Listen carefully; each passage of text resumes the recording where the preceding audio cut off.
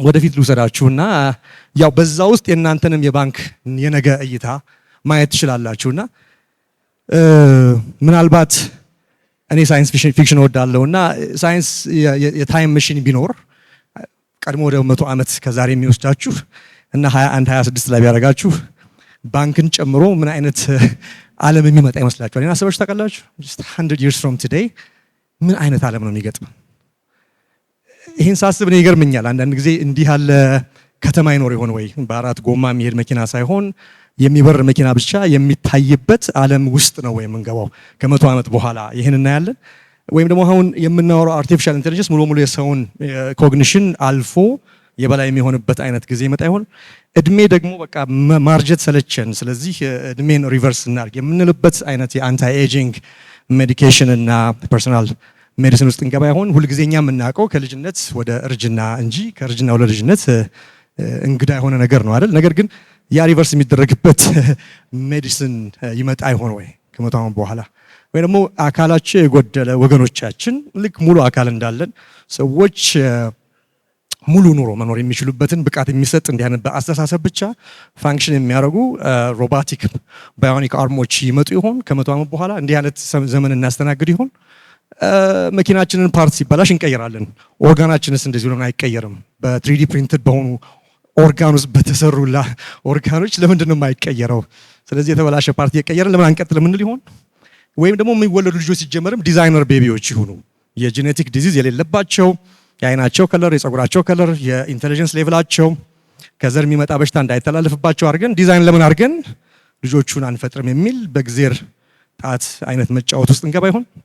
ወይ ደግሞ አይ ከብት አርዶ መብላት ኋላ ቀር ነው፣ ስለዚህ ለክላይሜት ቼንጅም ስለማይሆን ላብ ውስጥ ግሮ ያደረገ ስጋ እንበላ ይሆን? ወይም ደግሞ ባለጎማ መኪናዎች ቢኖሩ ከ100 ዓመት በኋላ ነገር ግን ሹፌር የሚባለው ነገር ስትሬንጅ የሆነ ቋንቋ ሆኖ መኪናዎች መሪም ፍሬንም ነዳጅ መስጫም ሳይኖራቸው ተንቀሳቃሽ ቢሮና ቤት ሆነው የሚሆኑበት አይነት ትራንስፖርቴሽን ውስጥ እንገባ ይሆን? መኪናው ኤሌክትሪክ እየሆነ ነው። ከ100 ዓመት በኋላ ግን ግድግዳ ላይ በኬብል የመሰካቱ ነገር ታሪክ ሆኖ መንገዶቹ መኪናው እየሄደ ቻርጅ የሚያደርጉበት አይነት የኢንዳክሽን ቻርጂንግ በአስፋልቶቻችን ላይ እንገጥም ይሆን? ስለዚህ ላለመቆም ከተማ ላይ ያለው ግርግር በጣም ከባድ ስለሆነ እንዲሁም መኪናዎቹ አስፋልት ላይ ባይታዩ፣ ስለዚህ በአሳንሰር አድርገን ከአንዱ የከተማ ጫፍ ሌላኛው የከተማ ጫፍ ጋር ብቅ ጥልቅ እንዲሉ በመሬት ውስጥ ደግሞ እስከ 250 ኪሎ ሜትር የሚሸከማቸው ፕሌት ላይ ሆነው በከተማው መሬት ውስጥ የሆነ ትራንስፖርቴሽን የሚከናወነው። ፕሌን ሁላችንም እንጠቀማለን። 900 1000 ኪሎ ሜትር በሰዓት እንሄዳለን። እሱ ቀርፋፋ ነው። 14 ሰዓት ነው የበራለሁ ከአሜሪካ ስመጣ። ነገር ግን ለምን በ30 ደቂቃ ከአንድ ዓለም ወደ ሌላ ዓለም የማይኬደው የሚል እስከ 28000 ኪሎ ሜትር ፐር አወር የሚበር ኤቪዬሽን ውስጥ ከ100 ዓመት እንገባ ይሆን? ስለዚህ በደቂቃዎች ጉዞ ከየትኛውም ዓለም ቅድም ዶክ ሲናገር ነበር ወደ ሙን ሄዶ ብራንች መስራት። እንደዛ ሆነ የሂውመን ሲቪላይዜሽን ከምድር አልፎ ወደ ማርስ ሄደን የሰው ልጅን ስልጣኔ ከመሬት ውጪ በሆነ የዩኒቨርስ አካል ውስጥ እናስገባ ይሆን?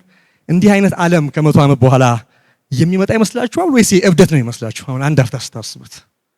ነገር ግን በሚያስገርም ሁኔታ እዚህ ውስጥ ካሳየኋችሁ ነገሮች ውስጥ ጥሩ አማውንት ኦፍ ፐርሰንቴጁ ዛሬ ላይ ያያየነው ነው። አስተውላችኋል? እዚህ ውስጥ ካየናቸው ነገሮች ውስጥ ብዙዎቹ በምልክት ደረጃ አሉ፣ በሪሰርች ደረጃ አሉ፣ በሙከራ ደረጃ አሉ ብዙዎቹ። ስለዚህ የ100 ዓመት ያልኩት እንዲሁም በጣም አርቄ ነው እንጂ ሳይንስ ፊክሽን የምንለው ነገር ሳይንስ ፋክት እየሆነ መጥቷል።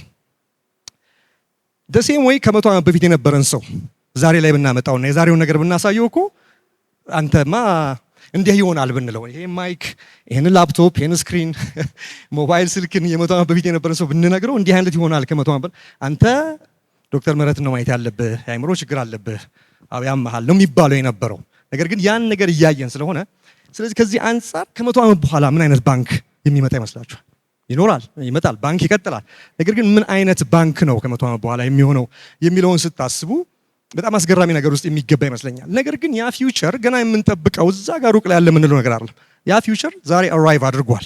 በተለይ ደግሞ ኤአይ ከምንለው አንጻር ሴኪዩር እና ትረስትድ የሆነ ትራንዛክሽን ከመሆኑ አንጻር ነገሮች በሙሉ ወደ ዲጂታል ዓለሙ ከመሄዳቸው አንጻር ቅድም ዶክተር እንዳለው ብር ኖት ፔፐር የመቁጠሩ ነገር እያለንም እኮ አሁን ከሲቢኢ እና ከሲቢኢ ብር የተነሳ እኮ ብር እጁ ላይ የመያዝ ካልቸር እየቀነሰ ነው።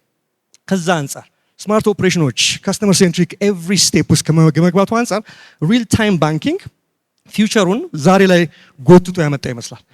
ይሄ ደግሞ እንደ ሲቢኢ የናሽናል ባንክነት ወይም አገር አቀፍ እንደሆነ ባንክ ኢምፓወር የምታደርጉት ብራንቾቻችሁን ማኔጀሮቻችሁን ብቻ አይደለም፣ አገሪቱም የምትሄድበትን የኢኮኖሚ ፍጥነት ከዲጂታል 2030 ጋር ከሌሎች ጋር በተያያዘ ኤአይን፣ ኢኖቬሽንን፣ ፋይናንሻል ስቴቢሊቲን የመሳሰለ ዲጂታል ኢትዮጵያን ታለንትና ስኪልን አንድ ላይ አድርጋችሁ ተሸክማችሁ የምትሄዱ የሀገር ባንክ እንደመሆናችሁ ፊውቸሩ ዛሬ መጥቷል የሚለውን ነገር ማየት ያስፈልጋል።